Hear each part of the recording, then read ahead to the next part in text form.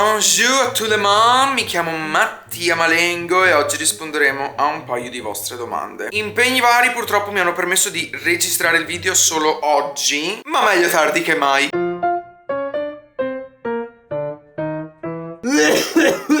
Giulia Salvia, ciao Giulia, mi chiede: faresti mai video su consigli sentimentali? Allora guarda, la tipologia di video che porto io non mi permette di fare questi video che tu mi chiedi in modo serio, però potrei pensarci.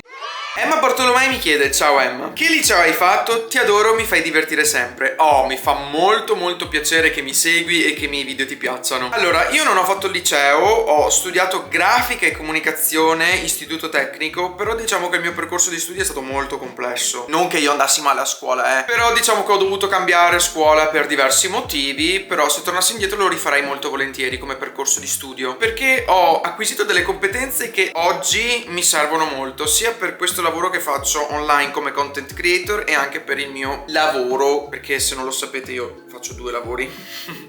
Maria Pia Lazzarino, ciao Maria Pia, mi chiede: quanti anni avevi quando hai fatto il tuo primo tatuaggio, se lo hai? E poi quando hai fatto il piercing al naso? Allora, il primissimo tatuaggio che ho fatto è molto difficile da farvelo vedere, però ci provo. È qui, eccolo qui.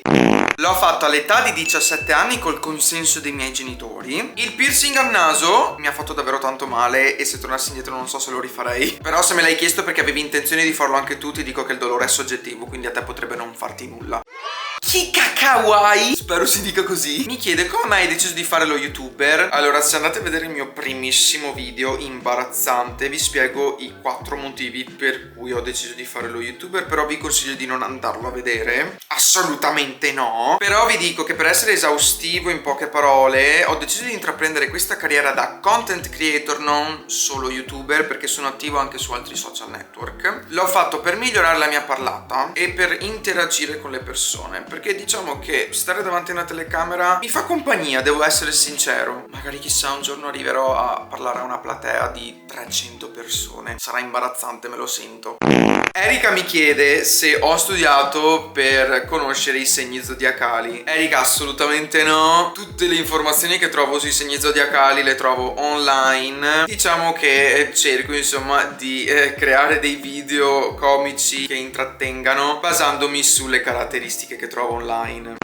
Flacchia mi chiede se ho mai pensato di cominciare a fare video POV. Se mi seguite anche su TikTok lì ne troverete veramente moltissimi. Ultimissima domanda di Mattias, mi chiede se sono fidanzato. Assolutamente sì, sono felicemente fidanzato con Irene, che avete avuto modo di conoscere nei miei precedenti video. Ho trovato una persona con cui veramente ho legato, parliamo di qualsiasi cosa. Per me è tutto, cioè per me è un'amica, è la mia migliore amica, è la mia fidanzata, è come una sorella. Veramente parliamo di qualsiasi cosa, mi confido, lei si confida e veramente spero che sia la stessa cosa anche per lei.